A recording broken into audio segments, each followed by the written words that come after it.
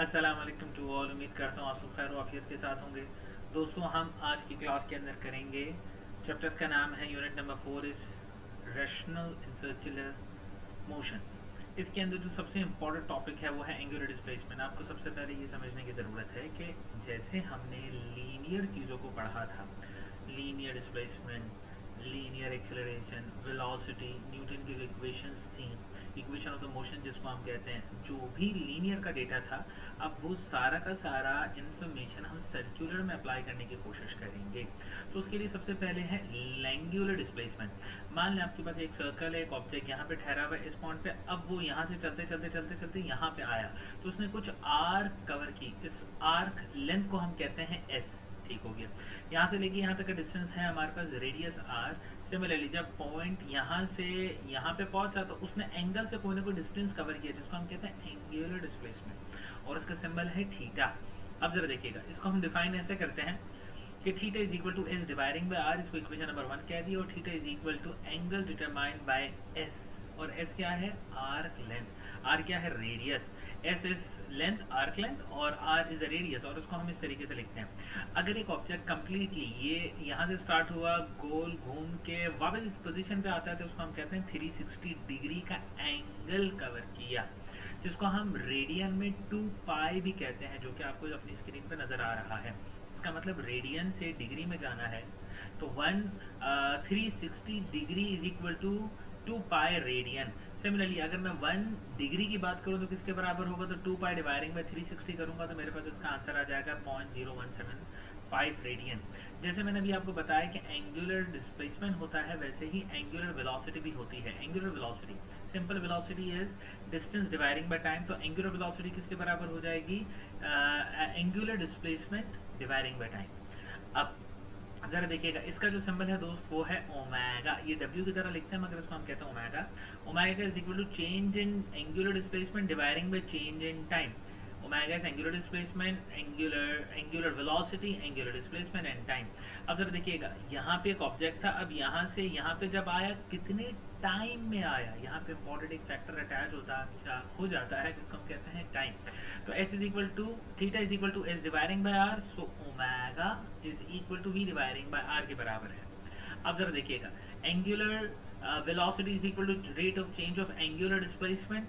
Okay, अब आप इसको क्या इस तरीके से लिख सकते हैं, ये हमारे पास एवरेज थी। अब मैं इंस्टेंटेनियस एंगुलर वेलोसिटी की बात कर रहा हूँ। इंस्टेंटेनियस के अंदर बच्चा कंफ्यूज होता है। इंस्टेंटेनियस का मतलब है very small interval of time के लिए। एग्जाम्पल के तौर पे आप गाड़ी चला रहे हैं, आपकी स्पीड ऑन एवरेज 100 है, मगर जिस टाइम पे आपने गाड़ी के मीटर को देखा उस टाइम पे गाड़ी की स्पीड थी, खाली रोड था, और 120। तो अब आपकी इंस्टेंटेनियस स्पीड है 120, मगर ऑन एवरेज आपकी स्पीड थी 100। तो ये दो अलग अलग चीजें हैं। अब जरा देखिएगा, हमने यहाँ पे कहा कि omega is equal to displacement. ये कंप्लीट सर्कल कितने के बराबर होता है? 2 पाई के बराबर होता है डिवाइडिंग बाय टी। जब आप 2 पाई 1 डिवाइडिंग बाय टी किसके बराबर है? फ्रीक्वेंसी के बराबर। तो यहाँ पे आप इसकी जगह पे फ्रीक्वेंसी लिख सकते हैं। अब जो इसको हम मेजर करते हैं, वो यूजुअली हम स्पीड को मेजर करते हैं मीटर पर सेकंड के अंदर, मगर एक चीज जब गोल घूमती है तो उसको हम मेजर करते हैं आरपीएम के अंदर। आरपीएम स्टैंड फॉर रेवोल्यूशन पर मिनट। तो एक रेवोल्यूशन के अंदर कितना एंगल होगा? 360, यानी 2 पाई डिवाइडिंग बाय मिनट। एक मिनट में कितने सेकंड्स होंगे? 60। तो इसका मतलब 2 pi dividing by 60 is equal to radian per second. अब जैसे भी आपने बात की थी एंगुलर डिस्प्लेसमेंट की, एंगुलर वेलोसिटी की, अब हम बात करते हैं एंगुलर एक्सेलरेशन की। एंगुलर एक्सेलरेशन को हम रिप्रेजेंट करते हैं अल्फा से, तो अल्फा किसके बराबर है? Change in omega dividing by T के बराबर। ये एंगुलर एक्सेलरेशन आपके पास आ गया। अब जैसे आपने ऑन एवरेज एक्सेलरेशन की बात की थी, वैसे ही अब आप बात करेंगे इंस्टेंटेनियस एक्सेलरेशन की। इंस्टेंटेनियस एक्सेलरेशन का मतलब है limit, LIM stand for limit, T is approaching to zero. इसका मतलब है very short interval of time के लिए। अब जरा देखिएगा, ये आपके पास रिलेशनशिप है between linear and angular quantities के, इसको आप जहन में रखिएगा, ये बहुत इंपॉर्टेंट है।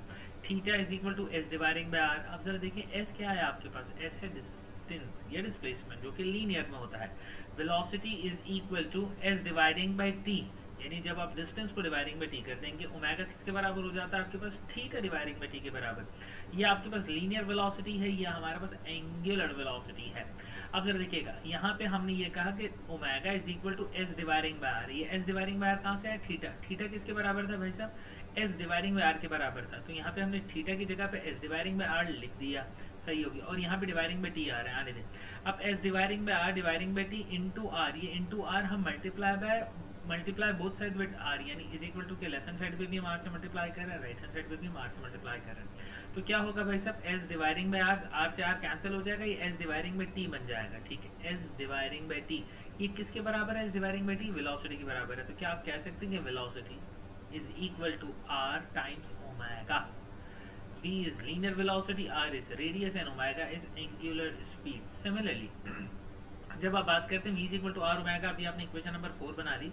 अब आप देखें v is equal to R omega, इसको हम डिवाइड करते हैं बोथ साइड t से, टाइम से।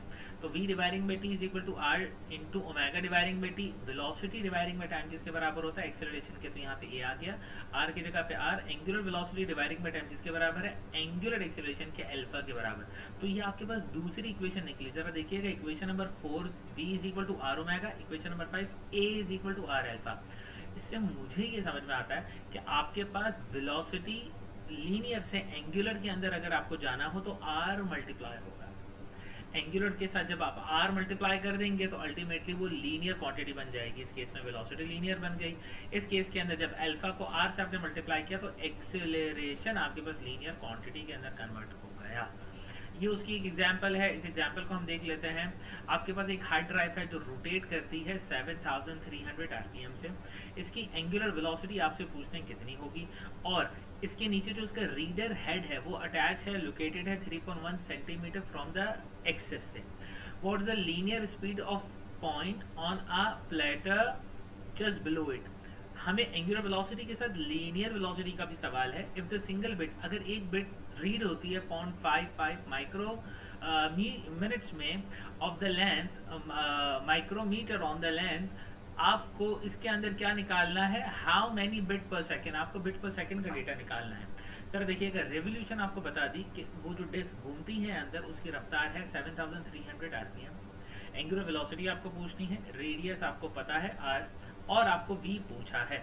अब यहाँ से हमने size of the bit 0.55 micro है, और size of the bit unit dividing by time आपको निकाल के देना है।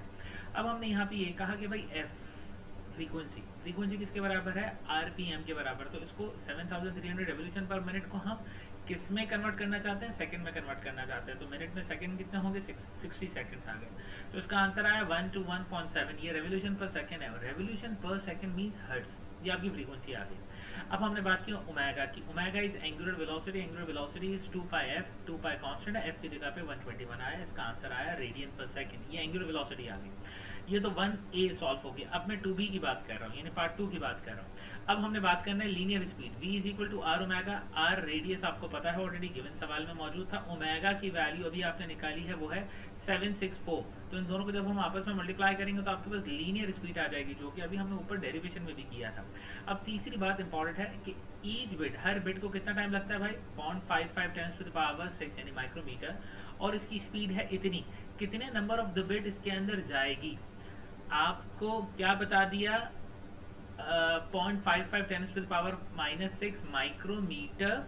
एक तरीके से आपको लेंथ बता दी और स्पीड आपको बता दी, और आपको कहते हैं कि कितनी बिट जाएगी। तो सर देखिएगा, ये हमारे पास स्पीड आ गई। इस स्पीड से जब मैं इस लेंथ को डिवाइड करूंगा तो ये मीटर से मीटर कैंसिल हो जाएगा, और यहाँ से आपके पास बिट का डेटा आएगा। तो 43 10 to the power 6 bit per second transfer होगी उस डिस्क से उस रीडर के अंदर। यहाँ तक मेरा ये लेक्चर उम्मीद करता हूँ आपको समझ आया होगा, पसंद आया होगा। नेक्स्ट क्लास के अंदर, नेक्स्ट वीडियो के अंदर हम इसके ये फॉर्मूले की कंपैरिजन करेंगे और उसके बाद दूसरे टॉपिक्स करेंगे। Thank you very much.